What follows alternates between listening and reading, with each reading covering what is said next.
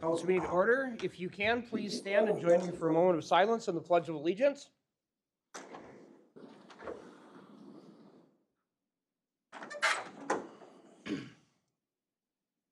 I pledge allegiance to the flag of the United States of America and to the republic for which it stands, one nation, under God, indivisible, with liberty and justice for all.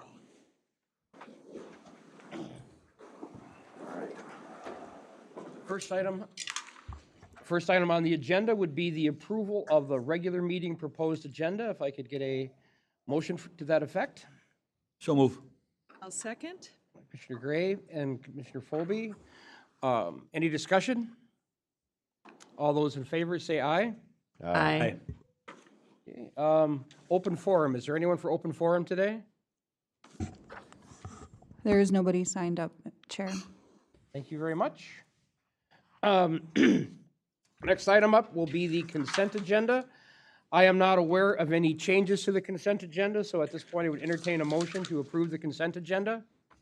Mr. Chair, I'll make the motion to approve the consent agenda as presented.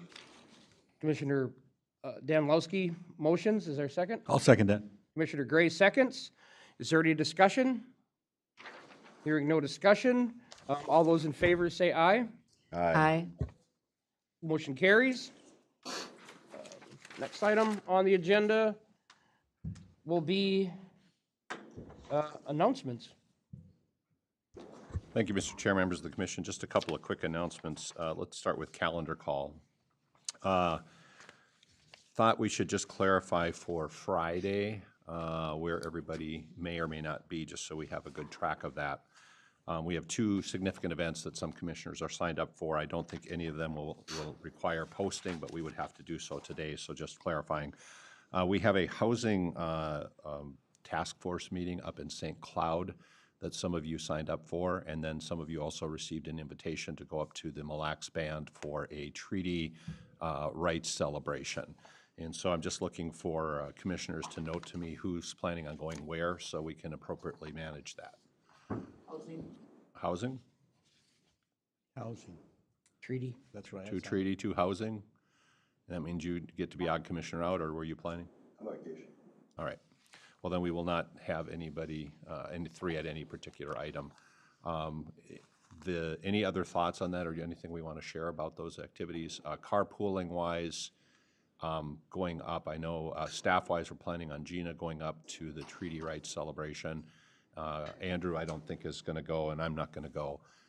But do you want to try to coordinate something then, the three of you, or you prefer just going on your own? Let's, I will think about that. Okay. It's a day-long event. Yeah, Gina can't go up right away, so she was going to go later in the morning. I may drive myself also. Okay. It's kind of driving back here and then going up for us. Yeah. You know, Oh, that's true, yeah. so, And Ann's going to go with you because it is a public event, right? yeah. Okay. All right, how about for housing? You guys are okay with that? That's 6 miles from my house. Well, that's a long ways. It's lo- And Who's just gonna drive Dan, down here? Dan and Bicycle? I would walk it. Walk, yeah. there's a Dan and trail all the way Jessica, out there now. Dan and Jessica are planning on being at the housing event. Are both of you, right? Yeah. Okay. So we'll have staff at both events. So. Talk to Dan, he can probably pick me up on his way to Big Bird. I'm just going from home. Oh, you are? But Jessica probably could. We could talk to Jessica because she's down here, we're close. So, okay. And then for this afternoon, just a note for Monticello, I had down 2 commissioners attending. That's correct. Yep. Okay, and that's the chamber event. And then this evening, there's also a similar event for the public for the. No. You're not going tonight. Okay, but Dan, you're planning on going. So. I have library this afternoon and this evening. Okay. One you're talking about is MnDOT? Yeah, the MnDOT one, and there's a 2 meetings in Monticello. This is about the Trunk Highway 25 project in Monticello. No, it's from 6 to 7 at the Oh, community. yes. Yeah. I will make that one if everything works out all right. Okay, and so then we'll have staff there as well to be covering that event. So, all right, and then looking forward, just a couple of other things to note. On the 21st, we have the EDA meeting here, and I think commissioners are all set for that. And then the Leadership Summit is coming up for AMC, and I know Keisha's got the information for those of you who are attending that as well. And then just a note for your calendars, of course, April's going to get busy again with the Association Township meeting and then normal staff meetings as well. So, but for this week, that really helps us to make sure we're not missing any postings or any requirements for that.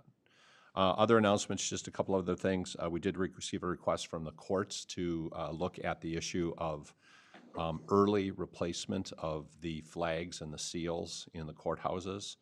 And so staff's going to look into the costs that may or may not be associated with that, as well as the obligations. Typically, capital expenditures do fall on the county for the courthouses. But if the court wants to accelerate what would be a normal scheduled replacement, which is what the law allows, then that may come back to you as a request from the courts. The one that I would probably suggest that we do consider would be the flag outside of the building, since it is both a courthouse and a government center, but we're going to get costs, and then we'll hear what the bench thinks, and then more than likely that'll come back to you for your consideration. But that's kind of the process. We're going to take a look at it. I haven't got a chance to circle back with Joel yet, but the last time we spoke, I think his thought was, again, the normal transition, so over time. So we're not going to spend a lot of money to buy new patches and badges and re-logo the cars. But when those come up for normal replacement, then we'll have to start integrating the new seal of the state as well as the flag.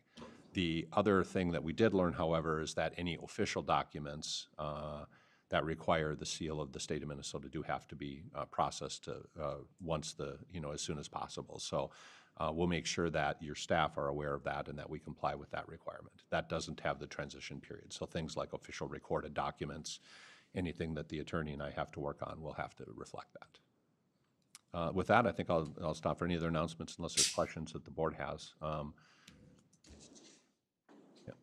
Anyone? One other announcement, just reminding people to get out and vote today for the special election up in my neck of the woods. So, And I think this is, the House District. what do we say, Diane? This is election number 4 for you already this year? Election number 4. And we have 2 more after this. We have the primary and then the general election in November. So yeah, we've got well-trained staff. And just to be clear, Diane, it's limited voting sites? No, it's No, not. It's the precincts. Okay, The so- regular precincts where they go and vote. That's Got it, where they vote. great. Thanks for clarifying. So regular precincts where you go and vote are all For open and Livonia, available today. City of Zimmerman, Baldwin, Blue Hill, City of Princeton. Yeah. Baldwin, Livonia, City of Princeton, Blue Hill, and City City of, of Zimmerman. Yeah. Thank you. you're welcome. And then just Our county. And then just another final note. We did, I think most of you are aware, we were trying to schedule a workshop with Avivo. Avivo currently provides us services for Health and Human Services, but they're the company that's been looking at possibly dealing with some homelessness issues in St. Cloud. And we had entertained the possibility of a joint meeting with Stearns County, Benton County, and the city. But I think at this point, Avivo is going to come and talk to Stearns board and our board directly. Probably in April. They're trying to secure some funding for a facility in Elk River to address some of the homelessness issues up there. Or, facility in St. Cloud, excuse me. So more to come on that, but that's the reason why we don't have a workshop this morning. So just want to let you know that. And that's it, unless there are other questions you want me to address. Dan and I'll be back in front of you with a budget calendar probably in April to start that process as well, following pretty much last year's schedule. Any other comments? Okay, then we'll move on to the regular agenda. The first item on the regular agenda is to consider and approve the Eagle Lake Improvement District Grant Commitment Letter. Good morning, Morning. Commissioners. Good morning. As you know, Big Eagle Lake has been experiencing significant amounts of green algae over the past several years, and they recently formed a lake improvement district to address the problem. A recent study conducted by the Lake Association recommending addressing 2 issues. The first is a phosphorus buildup at the bottom of the lake, and this would be about an $800,000 project, and then removal of carp, which is another $50,000 expense. The ELID is planning to apply for a Board of Soil and Water Resources grant to fund the aluminum treatment, and this has been proven to be effective in the past. If awarded, the grant would cover approximately 75% of the cost, so about $600,000. Since ELID is relatively new, they do not have a buildup of reserves right now to cover the immediate expenses of a grant match. At this time, they are seeking a commitment letter stating the county commits to exploring the funding options available to help the grant match. Several of the options were outlined in the board packet, and we feel there is a mechanism that we should be able to assist with ELID, but we would need more time to explore each of the options further. So a copy of the draft commitment letter was included in your board request, and we're looking for direction from the board. Any comments or concerns on this issue? Mr. Danilowski? Thank you, Mr. Chair. So this would be just a letter of commitment that we would be open to exploring any opportunities we could have to assist. Correct. We're not committing the $200,000 at this point, but we'd look at the options and then present you with the best of the four that were included in the RBA. So right now, it's just to move forward, let staff research the options, and then we'd come back to you at a later date if the grant were to be awarded, and we would need to find a match of some kind. Okay, so we are committing to the match portion of it, just how We're we. committing to exploring which is the Okay. best option, All right, and then the board will have to make a decision if Okay. that's something they're willing to work on. thank you. Anyone else? Mr. Chair, I'll move approval of the request. Okay. Anyone second? I'll second. Mr. Philby moves, Commissioner Danilowski seconds. Any further discussion? Just, I mean, go ahead, Mr. Chair. Just wanted to say glad that you're working with Bowser and with our Soil and Water Office on exploring those options. I was just going to comment, it makes sense for us, to me, to do this because protecting, our water resources are one of the more important things that we do. So this makes a whole lot of sense to explore this and try to get this particular project done. Anyone else? All in favor, say aye. Aye. Opposed? None opposed? Motion carries. And the next item will be receive, review, and accept the Auditor Treasurer's monthly report.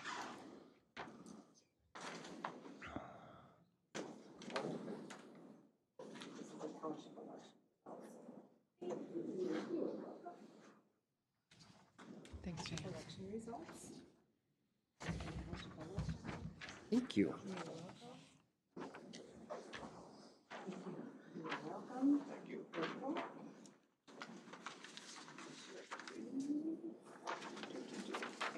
Thank you.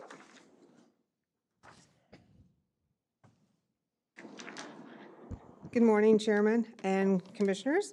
I just handed out to you the results of our township election that was held on March 12th. And so there was a pretty good, in some of the precincts, had a pretty good percentage of turnout for voter turnout and stuff.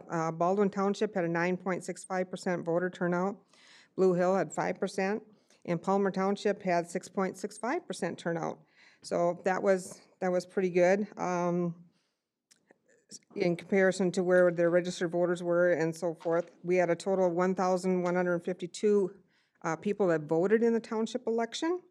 So the average is like a 6% voter turnout. We had 27 new election registrants on EDRs, what we call them, for Election Day Registry. And we had 14 absentee ballots. So that's the results of our township election. And then we'll move into my monthly report. And so in your packet, it was, I've enclosed in there the February trial balance that my accounting manager, Sherburne, put together. And also the investment report that was put together by my finance officer, Lorraine Rupp. And good news is for the 2024 budget that our total earnings for our investments are over budget by $247,972.30. So, and we're ahead of last year's earnings at the same point in time. General fund is like $2,879,000 less than what it was last year at the same time. This also includes the Recorder's Compliance Fund of $420,416. And a lot of this is due to the funding and stuff with the spending down of the ARPA dollars that are in there too. And of course, you do know that, and I did let you know that on the 11th of March is that our tax statements went out. And on the 13th, we had payers at our counter coming in and making payments, so they've been rolling right in. Then, moving on to page, where am I at here? 3, 4, get down here. Page 6, I believe it is, there's a 7, is the functional budget to actual report that's included as of February 29th. And this is for your review. As I had stated before, this is a snapshot of the by function for the expenditures and revenue to the budget for 2024, and this is a modified, based on modified accrual. So moving into 2024 property tax statements, the tax files and everything have been sent to our vendor for processing, and when I had created this was first part of March, and we have the vendor that we're utilizing this year, they're very proficient, very on the ball. We weren't expecting to have our tax statements mailed out until the 22nd. So they were way ahead of a schedule. So we were thankful for that. And the parcel count is, for this year, is 40,068 tax statements that were mailed out. This is a 0.23% increase over 2023, which was 39,977, or 91 tax statements more. So, and then next month I'll be bringing tax rate sheets and annual reports and stuff that I do. That's a fuller packet with a lot of information and stuff in for you. So our 24 property tax statements are available on our website, so people can print them off if they want there. And so we've already got that out. So I have to update. It's not towards the end of March. It's already there. And moving on to our 2023 financial reports and audit. So we are continuing to work on gathering the information and preparing financial reports for the audit. Clifton Larson Allen will be back for a couple weeks in April to do additional work. We're moving right along with that. And as I've already updated you on the township election, so I provided you with the results. And the special election, as Lisa had mentioned just a little bit ago, is the District 27B. So absentee voting for that has started on Tuesday, March 12th. My office was open also on March 16th for absentee voting from 9 a.m. to 3 p.m. I think we had 2 voters that came in. Yeah, so I mean, staff was able to get a lot of other things done and organized and whatever, but we still had, statutorily, we had to be open for those hours. So voting started this morning at 7 a.m. and will continue till 8 p.m. Canvassing is going to be Wednesday, tomorrow on the 20th at 3 o'clock in the Birch Room. I did send out a reminder to those that are on the canvassing board. And then also in here, I provided to you a copy of the 2023 gravel tax report. And we currently have a fund balance of $1,425,950.20 in our gravel tax funds. These funds are to be used for restoration of abandoned pits, quarries, and deposits located within the county. If there are no abandoned pits, quarries, or deposits, the portion of the tax may be used for any other unmet reclaiming or need, or for conservation or other environmental needs. And this is all according to Minnesota Statutes 298.75. So with that, does anyone have any questions? Anyone have any questions? I don't, but thank you for the reminder for tomorrow. You are welcome. I did try to put it on my calendar to remind me to remind you guys. So no, thank you very much. I would entertain a motion to accept the report. Commissioner Gray motions. Second. I'll second. Commissioner Phobie seconds. Any further discussion? Just thanks for all the great information, and thanks for your staff for all the work, especially on all these elections. Thank you. Yeah, it has been, it's just organizing and getting everything put together and all the public accuracy tests and stuff. And Commissioner Felber, thank you for coming to our public accuracy test that was on Friday, and I apologize I wasn't there in person myself, but staff said it went well, and so. Yeah, it's fantastic. Yeah, thank you. All those in favor, say aye. Aye. Opposed? None. Motion carries. On to Discussing legislative activities and consider update of county legislative priorities. Mr. Messel. Thank you, Mr. Chair, members of the commission. Just a couple other calendar notes I forgot to mention. Just a reminder, there is cybersecurity training from AMC. If you are interested, it's scheduled for the 25th of April. The registration is independent, but if you are planning on going, if you just let Keisha or me know for courtesy, we'll just track that. And then also, I'll be sending out today some training opportunities that have been opened up by Sourcewell. Sourcewell is a regional collective or collaborative, but they have some training dates for various functions that we just got notice that they're going to open them up statewide. So you'll see that email, and I'll also share it with the department heads this afternoon. It's pretty cost-effective training, so just a note on that. With respect to legislation, I thought today would be a good day to just hear from you individually what you're picking up or what you're tracking. I know several of you were down at the Hill last week for Transportation Day, for soil and water conservation, and then, of course, we've been tracking our own activities. So if you want to think about that, maybe an update as well on the property tax activities. And then in terms of an action item, if there's any specific direction to staff, the one thing that we did want to highlight for you, Keisha, if you want to go to the attachment, is a request to update our priorities, and I'll note them as we go through them quick. So I'll start with this, and then maybe we can have a conversation and you can share with me your thoughts, and I can make sure we're tracking correctly. If it's a value, we can also go through the MICA legislative update by project or detail area, but I think if you've been reading those, you get a good flavor for where things are at. With respect to our top priorities, the biggest thing you'll notice is the change. A couple things. One is we've now marked as achieved item number 2, which is construction for 169 and County State Aid Highway 4, with the freight grant that was awarded officially last week. Andrew and I are comfortable saying that we think the project is fully funded. So that's great news, and we'll be working through that now, moving forward towards implementation.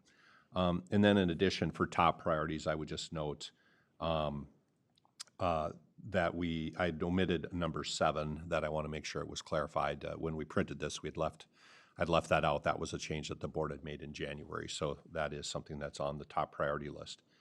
And then the one requested addition, if you go to page, at the bottom of page 2, under County Sheriff, Sheriff Brott has been looking at, and I know he shared with you some long-term needs for capital improvements in the jail. And we, after discussions with him, think that it's important that we put this down as a legislative priority that will allow us to seek specifically some federal funding opportunities. And so I've listed it here as a new priority. And then on the very last page, it is now listed as one of our top priorities at the federal level. So number 7 there. Seek state and federal funding for county jail improvements. So I would note for the board, we don't think that will be in conflict with any of our other federal priorities. In particular, we are still seeking funding opportunities for the Two Inlets Park. The other thing that's come up, and just for a conversation if necessary, is we're not prepared at this point to advocate for a new transportation project at the county level. As you know, we are working on initial work that would bring County Road 11 and Trunk Highway 10 forward to you as a top priority, probably starting next year. And again, that's going to be a multi-year project. But we would note that the city of Becker did receive funding to move forward with northbound Trunk Highway 25 at US Highway 10. And so there will be some work, I would think that's going to happen on the west side of town. So to see that happen there, and if we take the lead on that project, I think it's going to be a very significant improvement for Highway 10.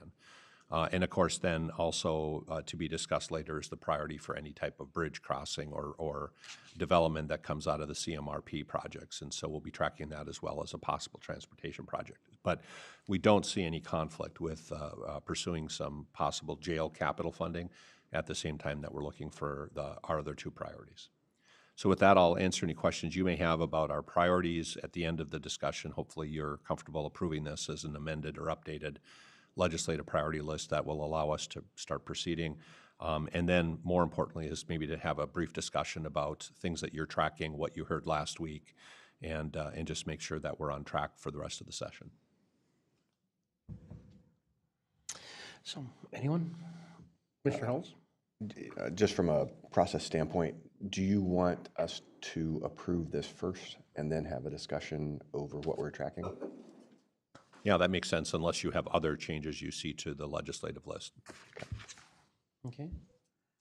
So then I'd entertain a motion to approve. So moved. Moved by Commissioner Holtz. I'll second. Commissioner Danilowski seconds. Any further discussion on the motion? Hearing none. All those in favor say aye. Aye. Aye. Opposed? None. Motion carries. So now, discuss. All right, I need to hear the tea from last week. How'd it go? What'd you hear? Roads and bridges, come on, you guys were down there for Transportation Day. Gary, you were SWCD, right? Yeah, they're just, the SWCD is the same thing as last year. They're just looking for more support. You know, and I think most of the legislators were receptive to that. It's just a matter of where they put it. So, good group. We had a good turnout. The Transportation Alliance Day down at the Capitol. Basically, they're kind of in the same thought that they're doing a lot of thanking for what came out of the legislative session last year for the increased amount of funding that they received. There was a lot of participation from some of the legislators that came over. There was an update for the transportation tax, from the Transportation Task Force's working group. And then also in talking about workforce development initiatives at MnDOT. There were we had a good handful of legislators that came over to give us an update on what they're doing in this session, answer any questions. And that was about it. They did have, the governor was able to come over and give a speech in the morning to kick it off, and it was a good day. From a, Mr. Chair, from a property tax reform bill perspective, where that stands is Representative Novotny has a draft of the bill prepared. They're in the process of looking for co-sponsors and obviously co-sponsors for a companion bill in the Senate. And so it's still early stages, but they're working forward. The current draft of the bill does mirror the Florida Save Our Homes Act. So it has similar parameters around homestead exemptions and those sort of things. So, Mr. Chair, as you all know, I was on vacation this last couple weeks, so I didn't do a lot of tracking. I tried to be out of pocket for the most time, and it'll be interesting to see committee deadlines are this week, so whatever hasn't gotten a hearing by this point, that gives you some clarity right there, so keep an eye on that. We had a legislative update with Matt Hilgart yesterday, I think it was, and for AMC, and then Micah gives us our weekly updates. So Matt Mossman does a great job helping us understand or read the tea leaves a little bit more, but I think we need a little more time in session to have any more clarity, so. I'm good. Okay. Yeah, just a couple things then that I want to make sure you're aware of and see if there's any type of reactions to. First of all, just to note, Kathy and I are tracking really closely the Tyler versus Hennepin County legislation, and I assume you're all up to speed, but just what we were hearing is that the policy or the law changes are probably going to proceed. They're going to bring an effort to put Minnesota state statutes into alignment with the Supreme Court order. That effectively will change the process that counties use, and Diane's going to help me out here. It's going to make it more of a court process, basically, for sale of forfeited properties versus what we have now, which is essentially a sheriff's sale or a county sale. So that seems to be moving forward to bring statute into alignment. What doesn't seem to be moving is the funding for the potential litigation. And the exposure to the statewide for all counties is well over $100 million. And the tone or the tenor of the conversation is, well, this is, the county should have known that the law was unconstitutional, and you shouldn't have been, pocketing the profits over the last 10 years or whatever the statute is now they're going for. Which, it seems kind of weird. I mean, we were following the law, but the exposure for Sherburne County, Diane, is what, about $500,000? A little over that, but. Yeah, so, it's not like it's a heart attack waiting to happen for us, but there are some counties in the state that it's, several millions of dollars. So we're tracking that closely, but I think that's probably going to be an uphill battle, and that may be an unfunded mandate that we have to back pay for our exposure because of that litigation. So I just want the board to be aware of that if it does come up in your conversations. Kathy, did you want to add anything, or Diane, to that? So Bruce, Kind of covered it. We're just kind of waiting and seeing. Right now, we are not conducting, we're going through all the process and stuff that we need to do for publication for our delinquent notices and stuff. The second notice will be going out in this coming weekend's paper. So we're doing all that process. We are just not conducting a sale. We're holding off on that, and we're not distributing. I think we've got like 30,000 in my report, tax forfeited funds that we did not distribute out to all the entities because we don't know where things are gonna be at. So we've conferred with our county attorney, so we are just at hold on that portion of it, but we are complying with statute with the rest of it. so Bruce, and Mr. Chair, is the current language like a 7-year, 5-year, 7-year clawback? So we'd have to look at properties 7 years that have been settled back. We already did that. That's our total. That's that $500,000 total. Yeah, so I think there's some play possibly in the clawback years that they're trying to deal with because they haven't agreed to any supporting counties at all financially so far. And we did get, as an AMC executive, we got some pushback from leadership saying, county should have known this. And we just were like, this is state law, that we were following, so. Yeah. The county attorney's office has filed an answer in the class action suit, just so you're aware of that. And we are in a position that we would be able to go forward with work on that litigation if the legislature does not fund it. And we would actively contest it. It's a great idea. Great. So that's one. The other one, there's a few here. Just we can see it what tickles conversation here. EMS aid is bubbling up, and I'm not fully tracking this because we're not super active in emergency management services. Sorry about that. A good acronym. Basically, from what I understand, and I'm not sure the cause of this, but hospital or ambulance systems across the state are apparently bleeding money, losing money, and both the public and the private ones. And Greg, you may have picked up more of this from the, from MESB. So, but their advocacy group is looking for funding to bail them out of some significant losses. The current governor's proposal does have money to do that, but it focuses on ambulance systems that have lost $1 million or more. So it's not, it's more like a catastrophic loss approach than it is just to make everybody whole. But I'll defer to you if you know more about that particular project. But you may hear about it locally, is why I want you to be aware of it. So, Yeah, it's more of the outstate ambulance services that are suffering, although just simply across the board, they're underfunded, they're understaffed. What they're paying people to work in EMS is pretty low, and particularly outstate where they don't have the full-time ambulance services. So it's at a crisis point from a lot of the state right now, and this type of funding is very much needed, but we're still waiting to see what they're actually going to come up with. So. Next one, just to note, this one probably, unfortunately, has traction. And I say unfortunate from a statewide perspective, not necessarily from a county perspective, but bonding.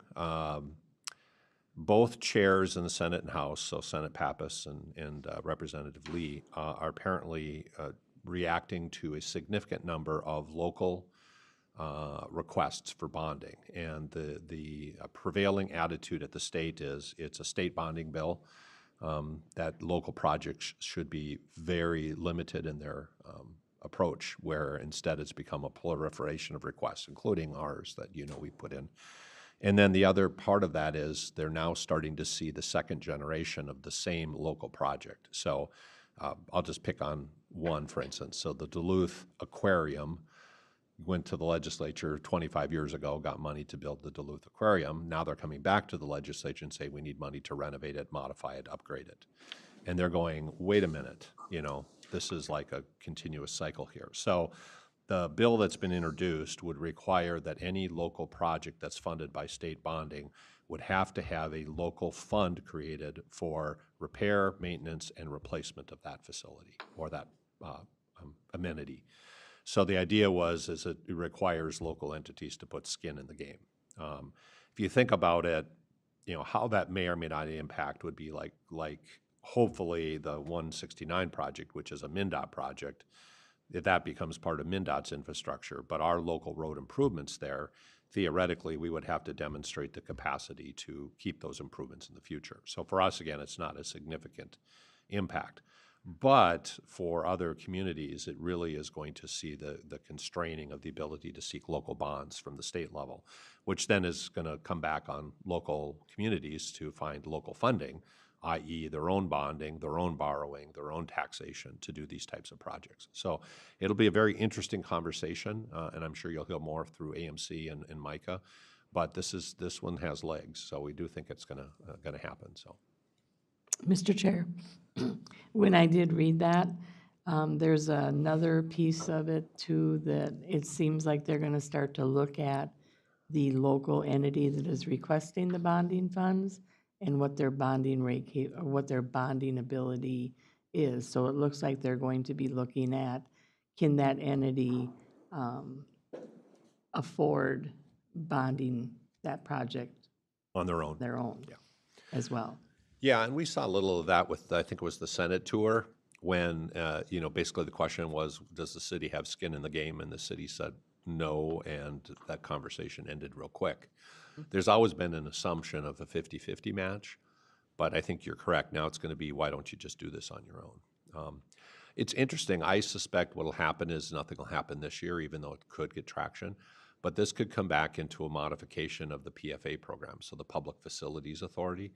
And you might see a more robust buy-down of bond or of interest rates, for instance, for local borrowing for projects. That might be a state role, and that would be akin to what you're saying. You're on your own is the feeling. So another one that's a lot of activity, and we don't know where it's going to end up, is the whole health and human services arena, specifically looking at mental health issues. Staffing is becoming a very, very significant issue, as well as bed space. And I think Commissioner Phobie, you had mentioned several weeks ago that people are starting to realize that it isn't just an issue of physical capacity, it's also staffing and workforce capacity. But there just doesn't seem to be a good, easy solution. So there's talks about throwing money at it, changing requirements, of course, which typically is how the state will react and tell us how to do things with limited resources. But that's an area that continues to have a lot of conversation down at the Capitol. I don't know if there's anything you would like to add or. Not anything more. Okay. This is Commissioner Clark has been working on this a lot with the statewide committee or task force that was charged with this 48-hour rule, so. Cannabis is getting a lot of interest, but there's even a couple of what they call cannabis fix-it bills. But in our opinion, none of them are fixing it. In fact, it could become even worse. So they're trying to play a little bit with the licensing. And originally it was going to be you apply for a license, the local unit of government could weigh in, and then the state approves it. Now what they're doing is they're thinking of reversing that and saying you get a license from the state, and then the local government can comment on it. So it would reduce our role even more, and that is somewhat problematic. So we're going to watch that and see what happens, but the intent was to clarify this. Who is doing the consumer product safety testing? Who's doing the content testing? What are the roles and responsibilities? And instead, it's kind of going the other way. So it's like, well, we're just going to open this up, and your role will get even diminished. So all the effort that we put in last year to negotiate some limitations and some land use restrictions seem to be at risk at this point. And I don't know if there's any feedback or reaction from that, or if you've heard otherwise. No, I haven't heard otherwise. I just, looking at the stuff that they proposed, yeah, like you say, it's making this, can make the situation worse. Yeah. You know, and obviously in the way that they're prioritizing who would get the licensing. You know, I mean, giving the licensing to people already convicted of illegally selling drugs just doesn't seem to me like an appropriate way to ensure that we're going to have legal and competent drug sales in Minnesota. But So Kathy and to a little bit, to a lesser extent, Lynn have been leading efforts from both, land use zoning, but then also more from the legal side. We've had a group that's met a couple of times, and as soon as we have a better handle on whether there'll be significant changes, I think we'll be back in front of you as well as with our partners to figure things out. More than likely, we're going to have 1 or 2 cities, if we include St. Cloud and Elk River, that are going to want to do their own. But most of the other ones, I think, are going to look for the county to be the lead agency here. So we'll probably have some more conversations with you about the implementation of the legislation. ESST. Chair, before you move on. Yep. I just want to make sure I didn't miss the memo. Have they hired anybody yet to lead? okay, I just want to make sure I didn't miss the memo. I don't know. I was encouraging Dan to apply, but he didn't want to do that. So, Thank you. ESST and EFMLA. Just a footnote here. As you could expect, there's been some reaction at the state level to questions about appropriate implementation of new leaves. The one that the unions have been pushing back on is several communities have said the first 48 hours or 6 days of leave under a program that's already been established should count towards that safe and sick time. And the unions have now pushed back and said, no, we disagree. And by the way, that was meant to be an additional 6 days of leave, not on top, or not the first 6 days of leave. If that comes to fruition, that is a very, very significant change in the statute. Of course, if you remember, the whole intent of ESST was to provide sick and safe time for people who didn't have any, not just replace programs like ours with PTO, but now we're talking about it supplementing it. But adding 6 days of leave for all of our employees with no ability to manage that. It can be intermittent, it can be partial, it can be any time for any reason during the year. You can imagine would be an administrative nightmare. So that will be an interesting conversation as it gets to the end game. And so the intent was to look at it and clarify some things. What is an employee? What if you have we have a pay time off program?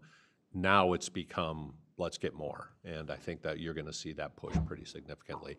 The good news is I don't think there's a strong appetite from the administration or from the legislative leaders to do this. They kind of felt like last year was the give out year. This year is the consolidate and settle down year. But I think there are some advocates who are going to push pretty hard here in the next couple of weeks. And again, thoughts, feedback, Kathy, I know you might want to weigh in on that one.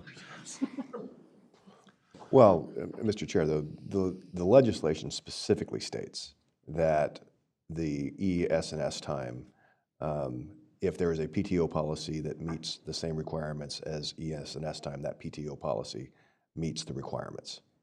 So, yes, entities can choose to try to negotiate beyond that, but I think the legislation is pretty clear on that point.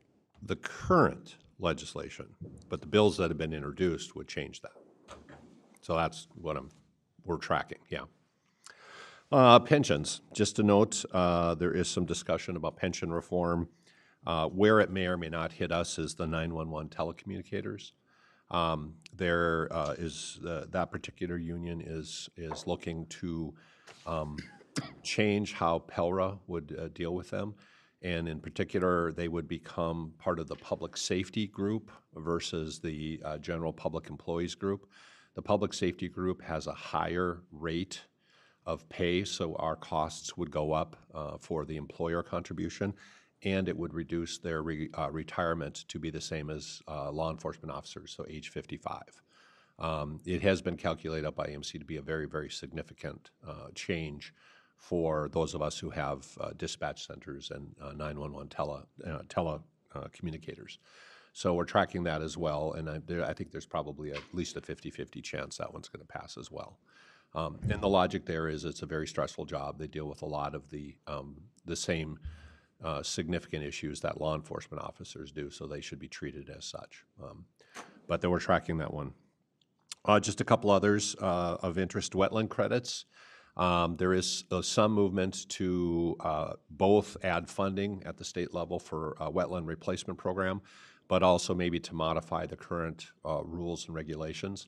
It's especially impactful around the metropolitan area here, that when we do a project and we have to replace wetlands, the requirement right now is basically it has to be like to like, and it usually typically has to be geographically based. So it's very difficult for us to go to like northern Minnesota and buy wetlands to replace the ones that we take out here for a road project. So there's some talk about changing that requirement in that formula so it's easier, and also that there would be more state funds to help supplement that. This is a very significant cost impact for some projects. And I know Andrew has shared that with you before, but we're looking at that particular as well. And then last but not least, just to notice that there is some discussion about changing open meeting laws again. And specifically changing public forums. And basically the gist of it is that public forums would essentially be required, and that they would also have to be broadcast, and that commissioners would have to be present.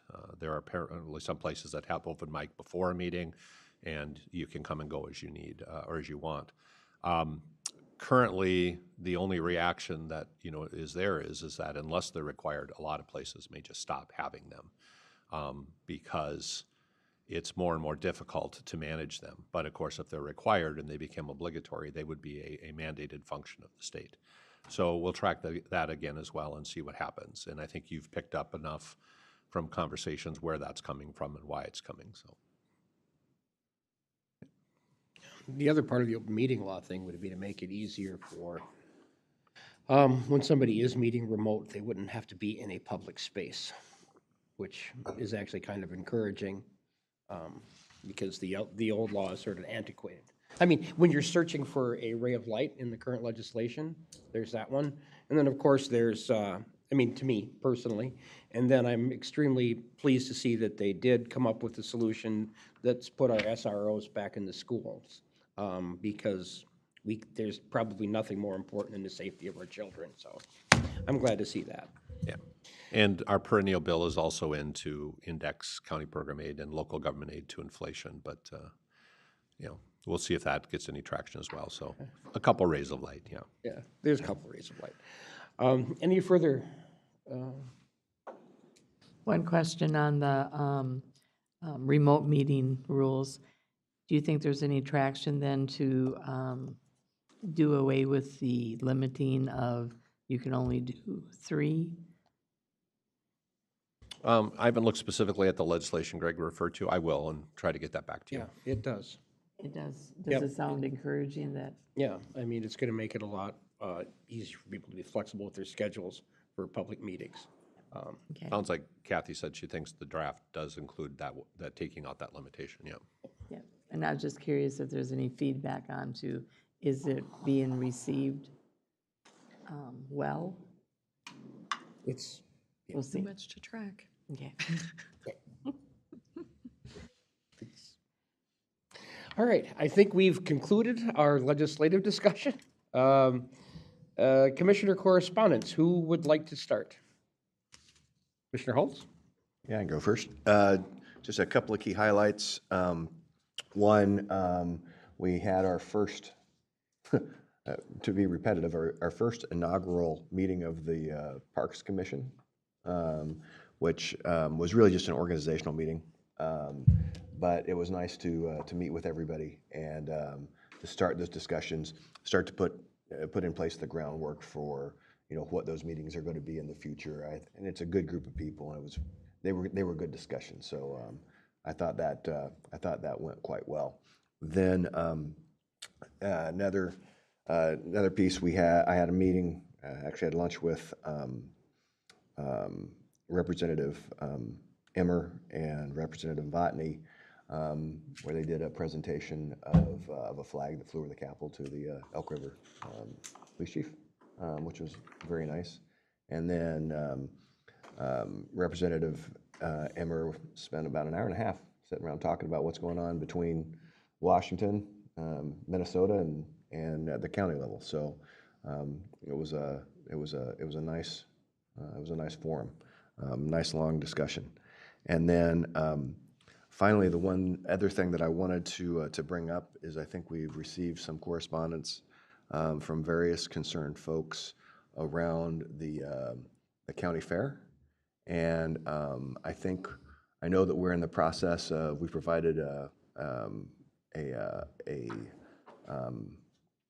lease to them. We're waiting on feedback back from them. As we move forward with that, I think it would be helpful, just as we do with other entities, such as the library boards and those sort of things. I've not seen the fair board come in and sort of talk about their priorities and those sort of things. I think that would be something that would be helpful moving forward. We've definitely had that before, so. Yeah, with the board's consent, Dan and I are meeting with them on Monday, and at the next board meeting, we'll have an update, and maybe we can invite them in to just to talk about this year's plans and going forward. Okay. Sure. You want to go? Thank you, Mr. Chair. Excuse me, I attended the Central Minnesota Council on Aging on March 7th. Stood in for Commissioner Phoebe, and they welcomed a new board member, Commissioner Christy LaRue from Isanti County, and also discussed heard their financial update, and a few other items that were reviewed. And then their next meeting will be May 16th at 10 o'clock. This one will be in person at the Sartell Community Center. March 12th, I'm sorry, I met with the city administrator for Big Lake to discuss some issues and concerns and how anything that they would need from us as a county. March 13th, already reported on the Transportation Day at the Capitol.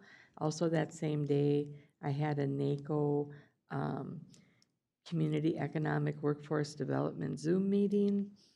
Also had a CMRP Zoom meeting where we were discussing getting ready for our meeting this afternoon with the three chambers from Monticello, Big Lake, and Becker, and attended the township meeting that evening. March 14th had an APO meeting up in St. Cloud, and we discussed a breakdown about how they received $1 million grant to look at what they call the, I'm losing my train of thought on, it's their Beltline that they have been working towards for many, many years. And so they did receive that $1 million from the federal government to do some more studying of it. And along with that came a 20% need for a match. So we had a lot of discussion on how to break out that $200,000 by the share and participation of the members of the APO. And I think we hit upon a really good resolution to get that addressed. Let's see, that was it for that one. And then I did also address quite a few resident issues, one of which I did get a phone call from a council person from the city of Big Lake and wanting to discuss how we could share in some concerns that he had from people in the public in regards to some sidewalks along County Road 43 and the safety for the pedestrian public. So we are looking into working on addressing that issue. That's it. What's next? I can go. Mine is fairly short. Got a phone call from Senator Klobuchar regarding our federal appropriation. Didn't talk to her directly, but she did leave a message about that. Central Minnesota Jobs and Training Board, we met. I zoomed in remotely from my vacation, and I was elected chair. Going forward, the TRICAP search committee met. As you know, we've been searching for a new executive director. We believe we will be ratifying a contract this next Thursday and naming our new executive director soon. So did a couple search committee calls also, and I participated or listened on with Micah. So I took some days off, and thank you for everyone who filled in for me during those days. That's it. March 6th, I did the culture brokers debriefing, which was not what I expected, but was educational anyway. We get to visit with what Cultural Brokers is doing for the county and with the county employees, which I thought was very interesting to begin with. March 8th, I did the Quad City Search Committee for the 2 positions that they're replacing. We did that by Zoom. I did the SHAC meeting on March 8th also, which is, for those that don't know what SHAC means, I'm going to say the State Community Health Services Advisory Committee. And like I told Lisa, every time you go there, you learn a little bit more. So I think what the health board is doing is fabulous, and working through that. I was with the Soil Water Conservation District down at the Capitol on the 13th. We did our tour of legislators. They're petitioning for money. They were large group, great people to talk to, and so that was great. Micah meeting that afternoon. We went through all the legislator tour about that.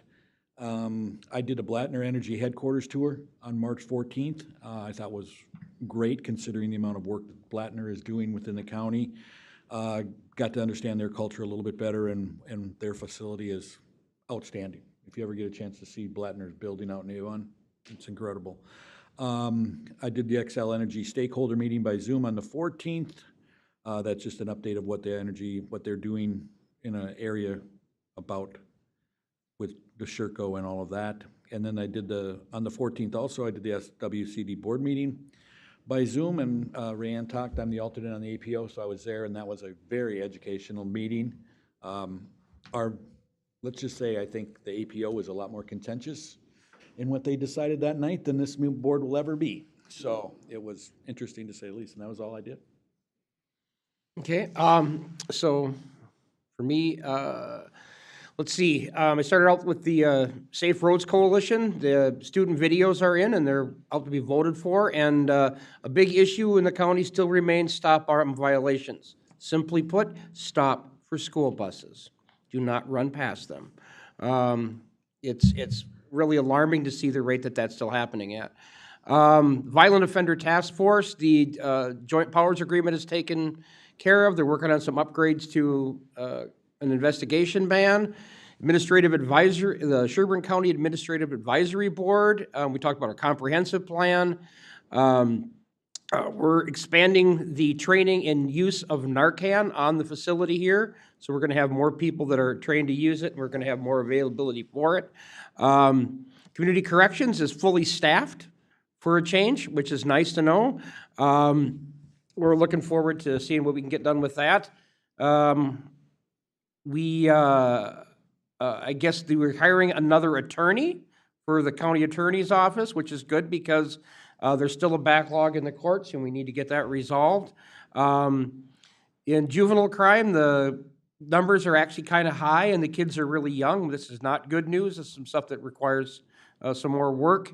And HHS has managed to hire some new people, and their retention is pretty good. That's probably the highlights of that meeting. The SROs are working back in the Elk River schools. For the Metropolitan Emergency Services Board, basically we passed new bylaws for the communications group and for the MESB board. The cost analysis passed, discussed legislation, and the MESB is looking for a new provider for HR services, which I know Sherburne County has been contacted about. I went to the Orrock Township Board meeting. the Orac Township Open House, which was good. And then I went to the election equipment testing, which was already mentioned. And one of the things that really struck me there is that we have people in this county who have been doing that job for decades, literal decades. And it just, the dedication for these people to come in and put in their time year after year, election after election, particularly in a year like that, they're just some really, really impressive people that we have in our county that makes this stuff possible. That's it. So I guess the next, Mr. Chair? yes? Right here. Thank you. I just wanted to make a comment when you were talking about bus arm violations. The Monticello School District, their Hoagland Transportation received a grant to put cameras on their stop arms, so they are able to catch, they are well over 100 violators in this school year. I think they're up to 115 or so, and we still have, school left. So it is a huge problem out there, and I'd like to see, hopefully, all buses get cameras.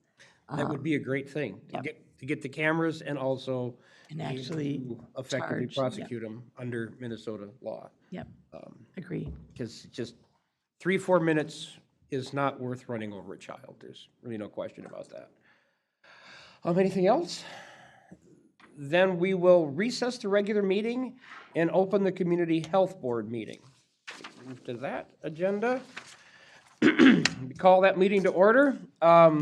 First item would be to consider and approve the Community Health Board agenda. Can I get a motion for that? So moved. Commissioner Gray motions, second. I'll second. Commissioner Danilowski seconds. Any further discussion? Hearing none. All those in favor say aye. Aye. Aye. Okay, the motion passes. Consider approve the Community Health Board minutes from January 16th, 2024. Does anybody have any additions or corrections to those, or can I get a motion to that, to approve them? Move approval? Commissioner Philby moves to approve. I'll second. Commissioner Danilowski seconds. Any further discussion? Hearing none. All those in favor say aye. Aye. Aye. Motion carries. And then consider accepting the MRC Strong Regional Grant Program between the Minnesota Department of Health and Sherburne County. Good morning. Good morning, Mr. Chair and members of the board. So I've talked a little bit about this grant in the past. It's a regional grant for the Medical Reserve Corps, which is our robust group of volunteers that help with emergency response. And we have some funds allocated for our region to help with training such as CPR, naloxone, stop the bleed. And we would be coordinated here out of Sherburne County, and we would assign one of our current staff to do some of that coordination for the region. Our county partners have been very excited and are ready to implement should this pass. Outstanding. So I guess we'd consider a motion to accept the regional grant agreement. So move.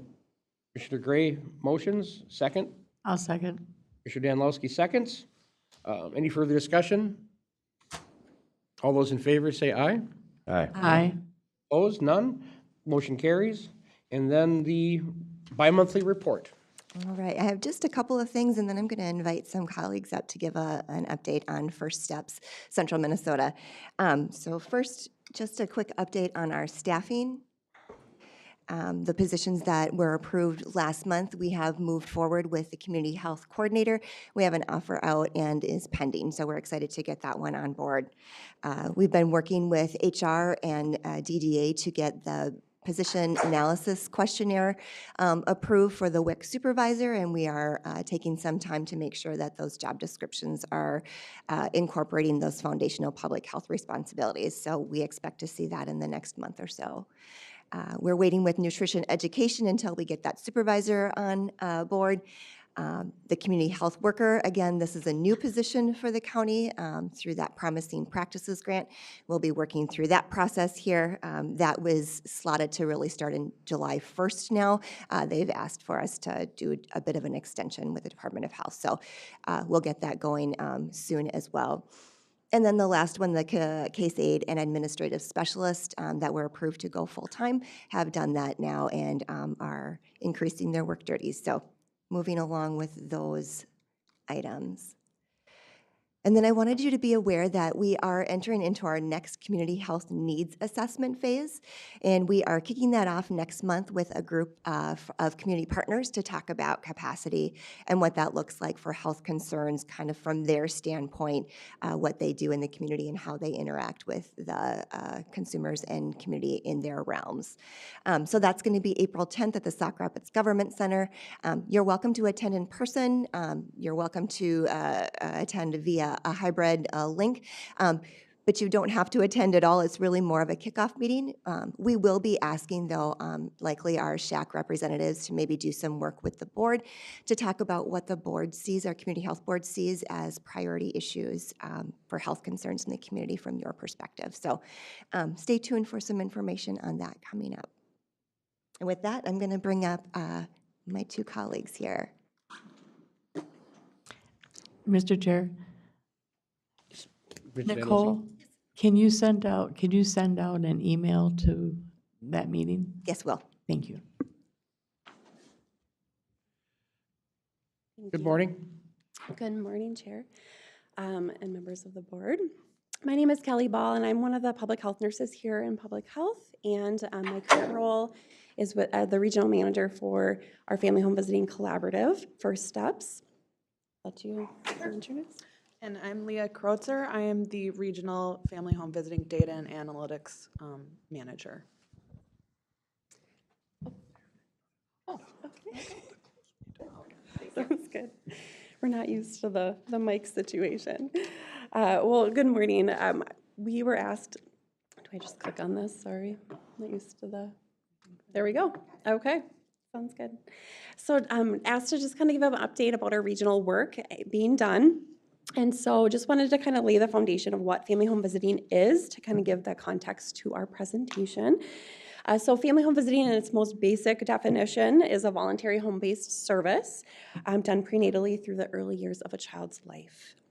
So our work here, it's done all through the work of our public health nurses.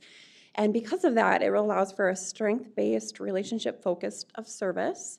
And it's all delivered with a public health holistic nursing lens.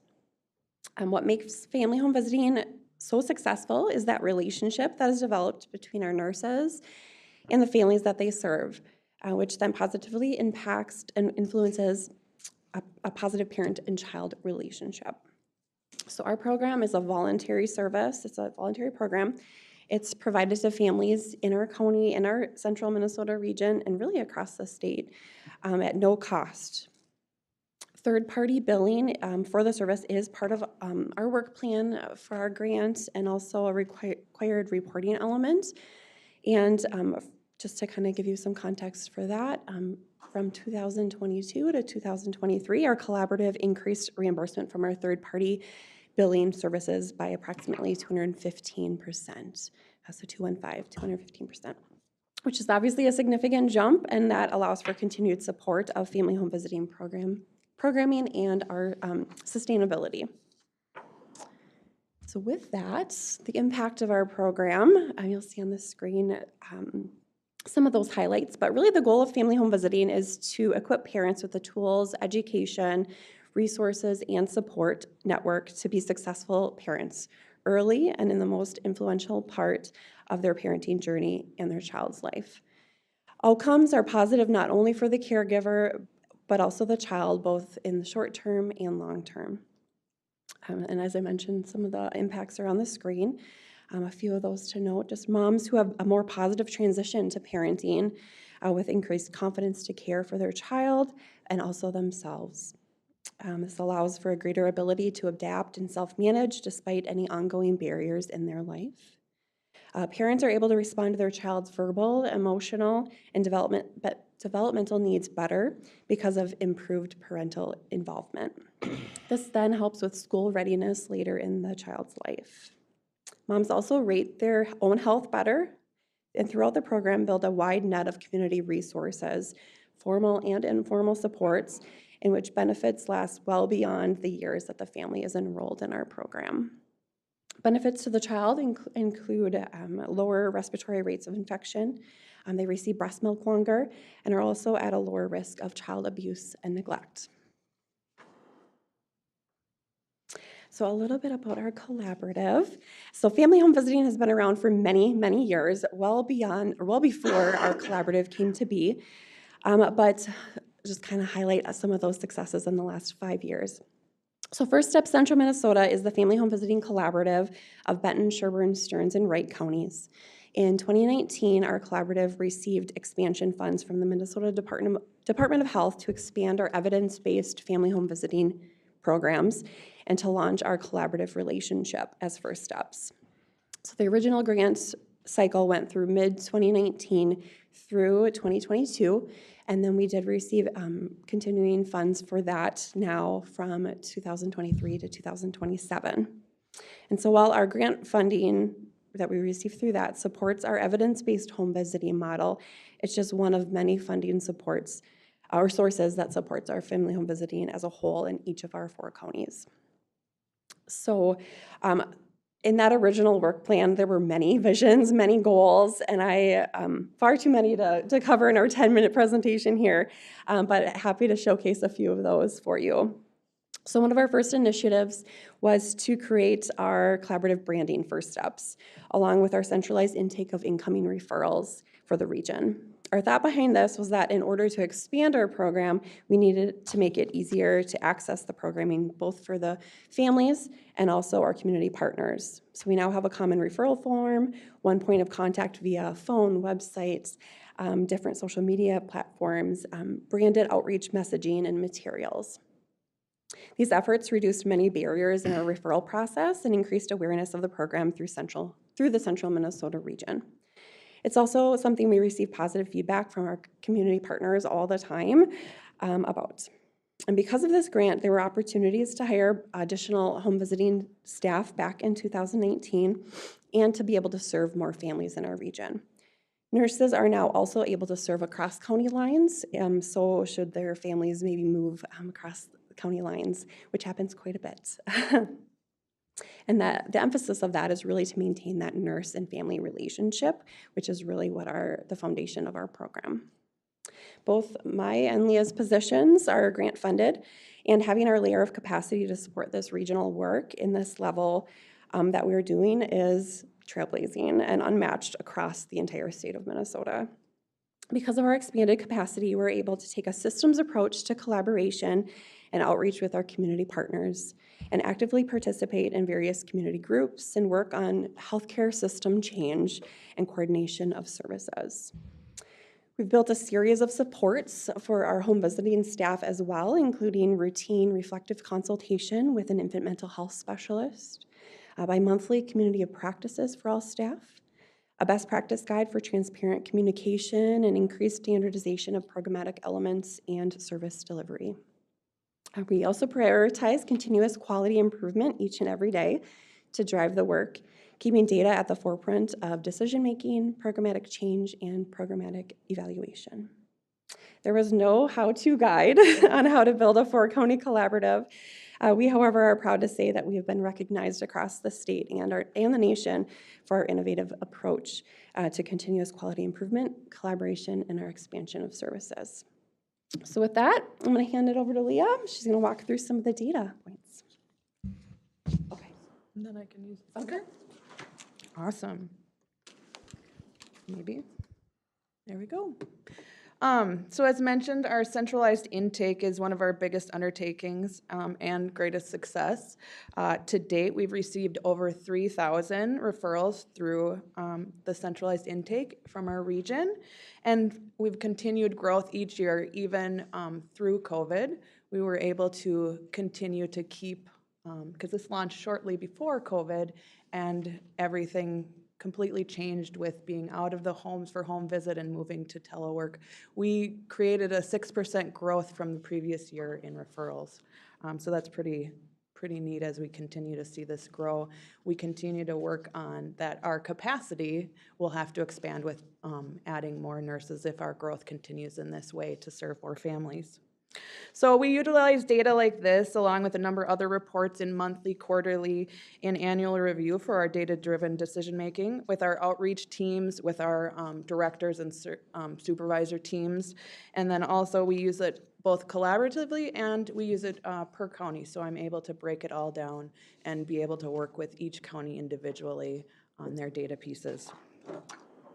We also look at our referral sources as another piece of the centralized intake.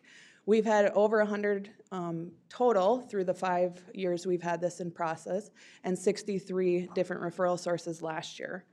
50% of our referrals, though, do come from about 4 or 5 top referral sources, and those consist of our healthcare system in St. Cloud, so CentraCare's, NICU, and Family Birthing Center, and then our 4 WIC programs across each county. This next one, as we move into this, is where referrals move into our caseloads. And so those are the families served by our nurses across our 4 counties. The highlights here is as we wrapped up 2023, we grew our caseloads by 26% from the previous year, so serving 74 more families from December to the next December. And then as Kelly mentioned, the cross-county lines, we average about 18 families are served. They've moved and the nurse is able to continue with them.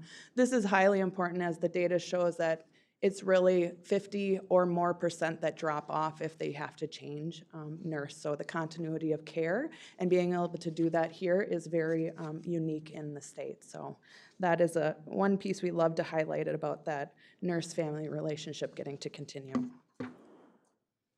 And then,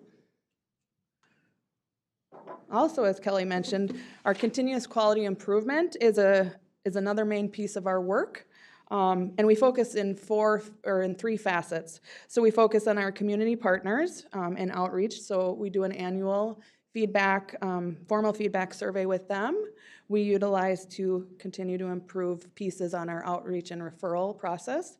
We focus our family home visiting teams, and so they partake in a formal CQI project under our funding requirement with the Minnesota Department of Health, and then also a number of other ongoing standardization and process improvement activities we do to strengthen our program. And the third facet is coming full circle, we focus on the voices of our families served. And so up here on the screen is some of the results from our 2nd annual family feedback survey. This last year, we had 86 families across the region respond, and 26% of those were Sherburne residents. These particular questions on the screen focus on the family feelings of home visits, and we're able to utilize what we learn in these responses to identify opportunities for improvement and change. These are very high scores on what families are feeling. They're feeling confident that they can do a better job raising their children, that the information is useful, easily understandable, respected. And then the lowest one there, 80% of always feeling they have enough time with home visits, really is a throwback to that they would love more time, that it would last longer, just the visits, their sessions themselves, or even the length of time. Our evidence-based program goes for 2 years, but there are families that would love to just keep their nurse and keep working with the impact that they're getting from these visits. One more page of that survey. This really speaks to the change in their life. So we asked them, what has changed since they've participated in the program? On average, 99% expressed at least one or more areas in their life have improved since the program. On average, though, 4 areas for most families haven't seen improvement, with a quarter of them identifying 6 areas. 3/4, so almost 3/4, 70%, voice that they have a better understanding of child development and parenting, and that is the ultimate goal of this program. So as we close, my position really is a storytelling position is how I look at it. And so we also ask for those impact. We have families come, and they've come to the board, our Joint Powers Board meeting before. We've had them share in our supervisor directors, because that's really where this impact comes from. We have 2 quotes here that were submitted through our feedback survey. This is an amazing program. I feel so much more prepared for my baby girl to arrive thanks to our home visitor. I cannot imagine being told all this information just once in the hospital, after I give birth and then being on my own. She is patient and so knowledgeable. I'm able to ask her anything and feel very comfortable with her. And the other one, I'm so grateful for our home visitor. She has been a lifesaver through my pregnancy and delivery. Just knowing I have the support of someone that understands me and doesn't judge me gives me hope and peace. I like to add, so my background is in evaluation and data, but my heart comes into this because I'm a mom. I'm a mom to 5, 3 adopted, and so those 3 did not have the same connection and start in life.